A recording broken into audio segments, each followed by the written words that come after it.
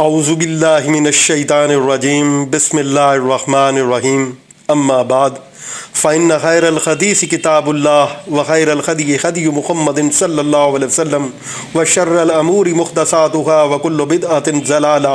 وَإِذْ قَالَ رَبُّكَ لِلْمَلَائِكَةِ إِنِّي جَاعِلٌ فِي الْأَرْضِ خَلِيفَةً قَالُوا وَتَجْعَلُ فِيهَا مَن يُفْسِدُ فِيهَا وَيَسْفِكُ الدِّمَاءَ وَنَحْنُ نُسَبِّحُ بِحَمْدِكَ وَنُقَدِّسُ لَكَ قَالَ إِنِّي أَعْلَمُ مَا لَا تَعْلَمُونَ۔ جب تیرے رب نے فرشتوں سے کہا میں زمین میں خلیفہ بنانے والا ہوں تو انہوں نے کہا ایسے شخص کو کیوں پیدا کرتا ہے جو زمین میں فساد کرے اور خون بہائے، اور ہم تیری تسبیح حمد اور پاکیزگی بیان کرنے والے ہیں۔ اللہ تعالیٰ نے فرمایا میں جانتا ہوں جو تم نہیں جانتے۔ خلافت آدم کا مفہوم، اللہ تعالیٰ کے اس احسان کو دیکھو کہ اس نے آدم کو پیدا کرنے سے پہلے فرشتوں میں ان کا ذکر کیا، جس کا بیان اس آیت میں ہے۔ فرماتا ہے کہ اے نبی تم یاد کرو اور اپنی امت کو یہ خبر پہنچاؤ۔ ابو عبیدہ تو کہتے ہیں کہ لفظ یہاں زائد ہے، لیکن ابن جریر رحمۃ اللہ علیہ وغیرہ مفسرین اس کی تردید کرتے ہیں۔ خلیفہ سے مراد یہ ہے کہ ان کے یکے بعد دیگرے بعض کے بعد جانشین ہوں گے، اور ایک زمانے کے بعد دوسرے زمانے میں یوں ہی صدیوں تک یہ سلسلہ رہے گا۔ جیسے اور جگہ ارشاد ہے هو الذی جعلکم خلائف الارض، دوسری جگہ فرمایا وجعلکم خلفاء الارض، یعنی تمہیں اس نے زمین کا خلیفہ بنا دیا، اور ارشاد ہے کہ ان کے بعد ان کے خلیفہ یعنی جانشین برے لوگ ہوئے۔ ایک شاذ قرأت میں خلیفتن بھی ہے۔ بعض مفسرین کہتے ہیں کہ خلیفہ سے مراد صرف حضرت آدم ہیں، لیکن اس بارے میں تفسیر رازی کے مفسر نے اختلاف کیا ہے۔ بظاہر یہ معلوم ہوتا ہے کہ یہ مطلب نہیں۔ اس کی ایک دلیل تو فرشتوں کا یہ قول ہے کہ وہ زمین میں فساد کریں گے اور خون بہائیں گے، تو ظاہر ہے کہ انہوں نے اولاد آدم کی نسبت یہ فرمایا تھا، نہ کہ خاص حضرت آدم کی نسبت۔ یہ اور بات ہے کہ اس کا علم فرشتوں کو کیوں کر ہوا، یا تو خاص ذریعے سے انہیں یہ معلوم ہوا یا بشری طبیعت کے اقتضاء کو دیکھ کر انہوں نے یہ فیصلہ کیا ہوگا، کیونکہ یہ فرما دیا گیا تھا کہ اس کی پیدائش مٹی سے ہوگی، یا لفظ خلیفہ کے مفہوم سے انہوں نے سمجھ لیا ہوگا کہ وہ فیصلے کرنے والا، مظالم کی روک تھام کرنے والا اور حرام کاموں اور گناہوں کی باتوں سے روکنے والا ہوگا، یا انہوں نے چونکہ پہلی مخلوق کو دیکھا ہوگا اسی پر اسے قیاس کیا ہوگا۔ یہ بات یاد رکھنی چاہیے کہ فرشتوں کی یہ عرض بطور اعتراض نہ تھی، نہ بنی آدم سے حسد کے طور پر تھی۔ جن لوگوں کا یہ خیال ہے وہ قطعی غلطی کر رہے ہیں۔ فرشتوں کی شان میں قرآن فرماتا ہے لا یسبقونہ بالقول، یعنی جس بات کی دریافت کرنے کی انہیں اجازت نہ ہو اس میں وہ لب نہیں ہلاتے، اور یہ بھی ظاہر ہے کہ فرشتوں کی طبیعت حسد سے پاک ہے، بلکہ صحیح مطلب یہ ہے کہ یہ سوال صرف اس حکمت کے معلوم کرنے کے لیے اور اس راز کے ظاہر کرانے کے لیے تھا جو ان کی سمجھ سے بالا تر تھا۔ یہ تو جانتے تھے کہ اس مخلوق میں فسادی لوگ بھی ہوں گے، تو اب سوال کیا کہ پروردگار ایسی مخلوق کے پیدا کرنے میں کون سی حکمت ہے؟ اگر عبادت مقصود ہے تو عبادت تو ہم کرتے ہی ہیں، تسبیح و تقدیس و تحمید ہر وقت ہماری زبانوں پر ہے، اور پھر فساد وغیرہ سے پاک ہے، تو پھر اور مخلوق جن میں فسادی اور خونی بھی ہوں گے کہ اس مصلحت پر پیدا کی جا رہی ہے۔ تو اللہ تعالیٰ نے ان کے سوال کا جواب دیا کہ باوجود اس کے فساد کے پھر بھی ان سے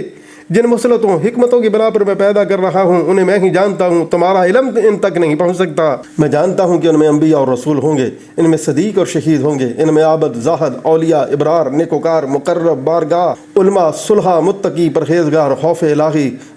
حب باری تعالیٰ رکھنے والے بھی ہوں گے، میرے احکام کی بصر و چشم و تعمیل کرنے والے، میرے نبیوں کے ارشاد پر لبیک پکارنے والے بھی ہوں گے۔ صحیحین کی حدیث میں ہے کہ دن کے فرشتے صبح صادق کے وقت آتے ہیں اور عصر کو چلے جاتے ہیں، تب رات کے فرشتے آتے ہیں اور صبح کو جاتے ہیں۔ آنے والے جب آتے ہیں تب بھی، اور جب جاتے ہیں تب بھی صبح کی اور عصر کی نماز میں لوگوں کو پاتے ہیں۔ اور دربار الہی میں پروردگار کے سوال کے جواب میں دونوں جماعتیں یہی کہتی ہیں کہ گئے تو نماز میں پایا اور آئے تو نماز میں چھوڑ کر آئے۔ یہی وہ مسند الہی ہے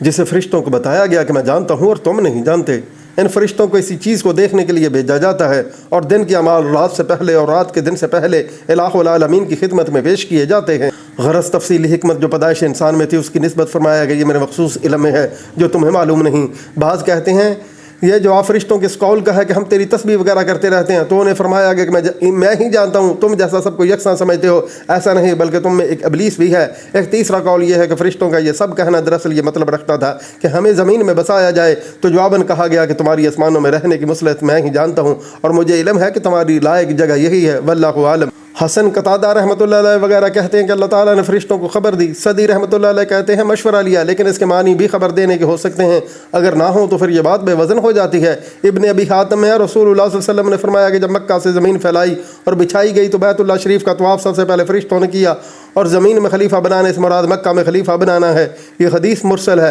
پھر اس میں ضعف ہے اور مدرج ہے، یعنی زمین سے مراد مکہ لینا راوی کا اپنا خیال ہے، واللہ عالم۔ بظاہر تو یہ معلوم ہوتا ہے کہ زمین سے ساری زمین مراد ہے۔ فرشتوں نے جب یہ سنا تو پوچھا تھا کہ وہ خلیفہ کیا ہوگا، اور جواب میں کہا گیا تھا کہ اس کے اولاد میں ایسے لوگ بھی ہوں گے جو زمین میں فساد کریں، حسد، بغض کریں، قتل و خون کریں، ان میں وہ عدل انصاف کرے گا اور میرے احکام جاری کرے گا۔ تو اس سے مراد حضرت آدم ہیں جو ان کے قائم مقام اللہ تعالیٰ کی اطاعت اور مخلوق میں عدل و انصاف کرنے میں ہے، لیکن فساد پھیلانے اور خون بہانے والے خلیفہ نہیں۔ لیکن یہ یاد رہے کہ یہاں مراد خلافت سے ایک زمانہ جو دوسرے زمانے کے بعد آتا ہے۔ خلیفہ فائلہ کی وزن پر ہے، ایک کے بعد دوسرا اس کے قائم مقام ہو تو عرب کہتے ہیں خلف فلان فلان، فلاں شخص کا خلیفہ ہوا ہے۔ جیسے قرآن میں ہے کہ ہم ان کے بعد تمہیں زمین کا خلیفہ بنا کر دیکھتے ہیں کہ تم کیسے عمل کرتے ہو، اور اس لیے سلطان اعظم کو خلیفہ کہتے ہیں، اس لیے کہ وہ اگلے بادشاہ کا جانشین ہوتا ہے۔ محمد بن اسحاق کہتے ہیں مراد یہ ہے کہ زمین کا ساکن اس کی آبادی کرنے والا ہے۔ ابن عباس رضی اللہ تعالیٰ عنہ فرماتے ہیں پہلے زمین میں جنات بستے تھے، انہوں نے اس میں فساد کیا اور خون بہایا اور قتل و غارت کیا۔ ابلیس کو بھیجا گیا، اس نے اور اس کے ساتھیوں نے مار مار کر جزیروں اور پہاڑوں میں بگا دیا۔ پھر حضرت آدم علیہ السلام کو پیدا کر کے زمین میں بسایا تو گویا یہ ان کے پہلے والوں کے خلیفہ اور جانشین ہوئے۔ پس فرشتوں کے قول سے مراد اولاد آدم ہے۔ جس وقت ان سے کہا گیا کہ میں زمین کو اور اس میں بسنے والی مخلوق کو پیدا کرنا چاہتا ہوں، اس وقت زمین تھی لیکن اس میں آبادی نہ تھی۔ بعض صحابہ سے یہ بھی مروی ہے کہ چونکہ اللہ تعالیٰ نے معلوم کرایا تھا کہ اولاد آدم ایسے ایسے کام کرے گی تو انہوں نے یہ پوچھا، اور یہ بھی مروی ہے کہ جنات کے فساد پر انہوں نے بنی آدم کے فساد کو قیاس کر کے یہ سوال کیا۔ حضرت عبداللہ بن عمر رضی اللہ تعالیٰ عنہ سے روایت ہے کہ آدم علیہ السلام سے 2000 سال پہلے سے جنات زمین میں آباد تھے۔ ابو علیہ رحمۃ اللہ علیہ فرماتے ہیں فرشتے بدھ کے دن پیدا ہوئے اور جنات کو جمعرات کے دن پیدا کیا گیا، اور جمعے کے دن آدم علیہ السلام پیدا ہوئے۔ حضرت حسن اور حضرت قتادہ کا قول ہے کہ اللہ تعالیٰ نے خبر دی تھی کہ ابن آدم ایسا ایسا کریں گے، اس بنا پر انہوں نے سوال کیا۔ ابو جعفر محمد بن علی فرماتے ہیں سجل نامی ایک فرشتہ ہے جس کے ساتھی ہاروت و ماروت تھے، اسے ہر دن 3 مرتبہ لوح محفوظ پر نظر ڈالنے کی اجازت۔ ایک مرتبہ اس نے آدم علیہ السلام کی پیدائش اور دیگر امور کا جب مطالعہ کیا تو چپکے سے اپنے دونوں ساتھیوں کو بھی خبر کر دی۔ اب جو اللہ تعالیٰ نے اپنا ارادہ ظاہر فرمایا تو ان دونوں نے یہ سوال کیا، لیکن یہ روایت غریب ہے اور صحیح مان لینے پر بھی ممکن ہے کہ ابو جعفر نے اسے اہل کتاب یہود و نصارہ سے اخذ کیا ہو۔ باہر صورت یہ ایک واحد تواہی روایت ہے اور قابل تردید ہے، واللہ عالم۔ پھر اس روایت میں کہ 2 فرشتوں نے یہ سوال کیا، یہ قرآن کی روانی عبارت کے بھی خلاف ہے۔ یہ بھی روایت مروی ہے کہ یہ کہنے والے فرشتے 10,000 تھے اور وہ سب کے سب جلا دیے گئے۔ یہ بھی بنی اسرائیلی روایت اور بہت ہی غریب ہے۔ امام ابن جریر رحمۃ اللہ علیہ فرماتے ہیں سوال کی انہیں اجازت دی گئی تھی اور یہ بھی معلوم کرا دیا گیا تھا کہ یہ مخلوق نافرمان بھی ہوگی، تو انہوں نے نہایت تعجب کے ساتھ مصلحت الہی معلوم کرنے کے لیے یہ سوال کیا، نہ کہ کوئی مشورہ دیا یا انکار کیا یا اعتراض کیا ہو۔ حضرت ابن عباس رضی اللہ تعالیٰ عنہ فرماتے ہیں کہ جب آدم علیہ السلام کی پیدائش شروع ہوئی تو فرشتوں نے کہا ناممکن ہے کہ کوئی مخلوق ہم سے زیادہ بزرگ و عالم ہو، تو اس پر یہ امتحان اللہ کی طرف سے آیا اور کوئی مخلوق امتحان سے نہیں چھوٹی۔ زمین و آسمان پر بھی امتحان آیا تھا اور انہوں نے سرخم کر کے طاعت الہی کے لیے آمادگی ظاہر کی۔ فرشتوں کی تسبیح و تقدیس سے مراد اللہ تبارک تعالیٰ کی پاکی بیان کرنا، نماز پڑھنا، بے ادبی سے بچنا، بڑائی اور رسمت کرنا ہے، فرمانبرداری کرنا، سبوح قدوس وغیرہ پڑھنا ہے۔ قدس کے معنی پاک کے ہیں، پاک زمین کو مقدس کہتے ہیں۔ رسول اللہ صلی اللہ علیہ وسلم سے سوال ہوتا ہے کہ کون سا کلام افضل ہے، جو آپ دیتے ہیں وہ جسے اللہ تعالیٰ نے اپنے فرشتوں کے لیے پسند فرمایا ہے۔ سبحان اللہ و بحمدہ،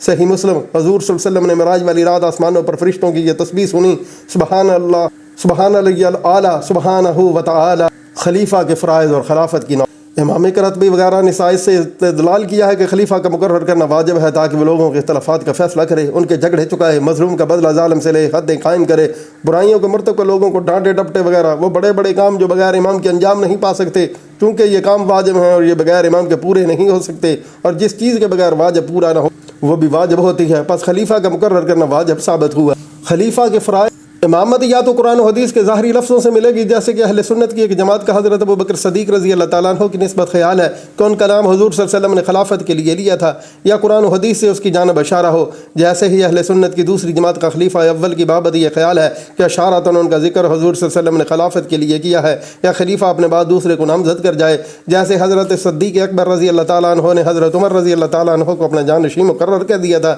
یا وہ سالے لوگوں کی کمیٹی بنا کر انتخاب کا کام ان کے سپرد کر جائے، جیسے کہ حضرت عمر رضی اللہ تعالیٰ عنہ نے کیا تھا، یا اہل حل و عقد یعنی باصر سرداران لشکر علماء و صلحاء وغیرہ اس کی بیعت پر اجماع کر لیں، یا ان میں سے کوئی اس کی بیعت کر لے تو جمہور کے نزدیک اس کا لازم پکڑنا واجب ہو جائے گا۔ امام الحرمین نے اس پر جمع نقل کیا ہے، واللہ عالم۔ یا کوئی شخص لوگوں کو بزور و جبر اپنی متحدی پر بے بس کر دے تو بھی واجب ہو جاتا ہے کہ اس کے ہاتھ پہ بیعت کر لیں تاکہ پھوٹ اور اختلاف نہ پھیلے۔ امام شافعی نے صاف لفظوں میں فیصلہ کیا ہے اس بیعت کے وقت گواہوں کی موجودگی کے واجب ہونے میں اختلاف ہے، بعض تو کہتے ہیں یہ شرط نہیں، بعض کہتے ہیں شرط ہے اور 2 گواہ کافی ہیں۔ جبائی کہتا ہے بیعت کرنے والے اور جس کے ہاتھ پہ بیعت ہو رہی ہے ان دونوں کے علاوہ 4 گواہ چاہیے، جیسا کہ حضرت عمر رضی اللہ تعالیٰ عنہ نے شورا کے 6 ارکان مقرر کیے، پھر انہوں نے حضرت عبد الرحمن بن عوف رضی اللہ تعالیٰ عنہ کو مختار کر دیا اور آپ نے حضرت عثمان رضی اللہ تعالیٰ عنہ کے ہاتھ پر باقی 4 کی موجودگی میں بیعت کی، لیکن استدلال میں اختلاف ہے، واللہ اعلم۔ امام کا مرد ہونا، آزاد ہونا، بالغ ہونا، عقل مند ہونا، مسلمان ہونا، عادل ہونا، مجتہد ہونا، آنکھوں والا ہونا، صحیح سالم اعضاء والا ہونا،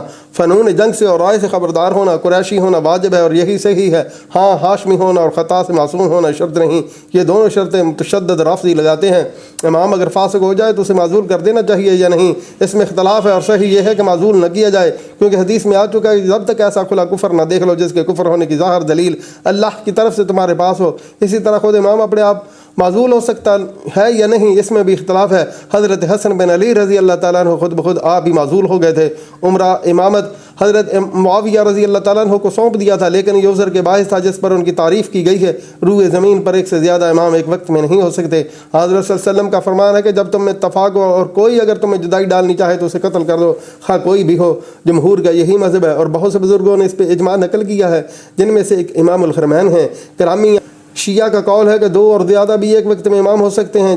جیسے کہ حضرت علی اور حضرت معاویہ رضی اللہ تعالیٰ عنہما دونوں اطاعت کے لائق تھے۔ یہ گروہ کہتا ہے جب ایک وقت میں 2 اور زیادہ نبیوں کا ہونا جائز ہے تو اماموں کا ہونا جائز کیوں نہ ہوا؟ نبوت کا مرتبہ تو یقیناً امامت کے مرتبے سے بہت زیادہ ہے، لیکن مسلم والی حدیث آپ ابھی اوپر پڑھ چکے ہیں کہ دوسرے کو قتل کر ڈالو، اس لیے صحیح مذہب وہی ہے جو پہلے بیان ہوا۔ امام الحرمین نے استاد ابو اسحاق سے بھی حکایت کی ہے کہ وہ 2 اور زیادہ اماموں کا مقرر کرنا اس وقت جائز جانتے ہیں جب مسلمانوں کی سلطنت بہت بڑی وسیع ہو اور چاروں طرف پھیلی ہوئی ہو اور 2 اماموں کے درمیان کئی ملکوں کا فاصلہ ہو۔ امام الحرمین میں اس میں تردد میں ہیں، خلفائے بنی عباس کا عراق میں اور خلفائے بنی فاطمہ کا مصر میں اور خاندان بنو امیہ کا مغرب میں، میرے خیال سے یہی حال تھا۔ اس کی بسط و تفصیل انشاءاللہ کتاب الاحکام کی کسی مناسب جگہ ہم کریں گے۔